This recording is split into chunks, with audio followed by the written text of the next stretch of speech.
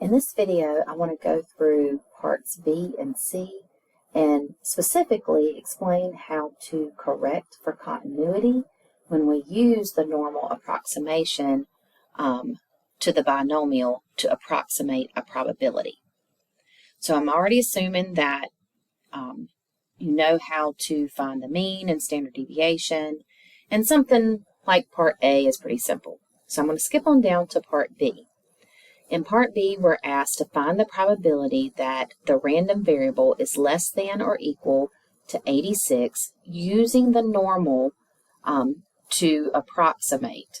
So let's look at this quick little presentation here. All right, so here is the binomial probability distribution for the given n and p, and I've even typed in here the probability that x is less than or equal to 86.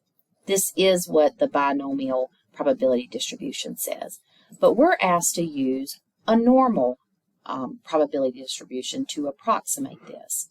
So what we can imagine is that these two are overlapping. And specifically, you see here how they're shaded and overlapped. Notice that if we count up this tick mark, this bar here being 80, that one would be 81, 82, 83, 84, 85, 86, and a little more.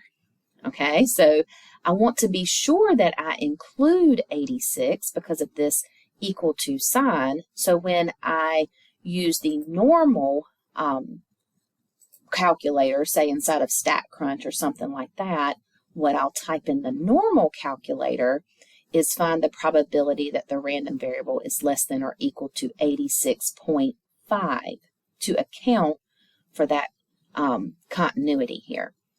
I want to include the 86. So I go a little bit beyond 86 to be sure I include it.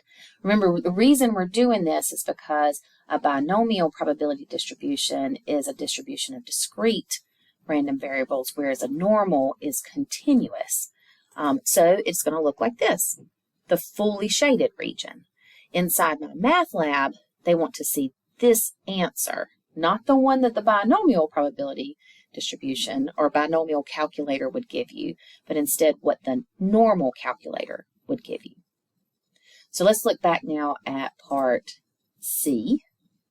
So for part C, you're asked to find the probability that x is greater than or equal to 99. Again, using the normal to approximate. So we'll go back here.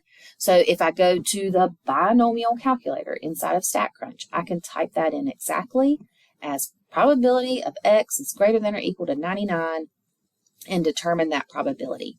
But again, this is discrete. I can see discrete bars in this distribution. To use the normal means I'm shading a region.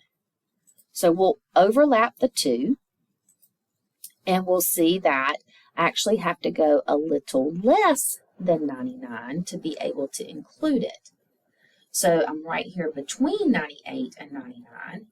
In the normal calculator, I would then use the probability that x is greater than or equal to 98.5. And that looks like this. Notice again, I'm assuming that mean and standard deviation are okay, that when you could calculate those, but we're just accounting for the continuity when we use the normal to approximate, or normal approximation rather, to the binomial to find a probability.